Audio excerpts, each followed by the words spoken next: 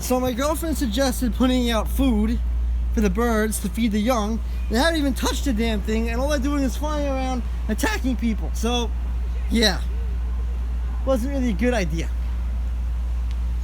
But if anybody has any suggestions how to stop these birds from attacking people, even my cat in the window, I don't know if you can see her, but she's over there. Sophie. Well, there she is, but I don't know if you guys can see my picture. Let me just go. Open it. There's my kitty. What are you doing? What's my little baby doing? I know you want to kill the bird, I know. It's just your animal instinct.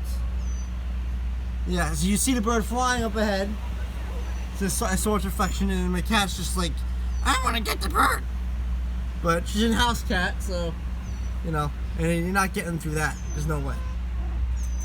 Alright, I'm gonna come in, Stay there. I'm coming in. Jeez. She's going nuts.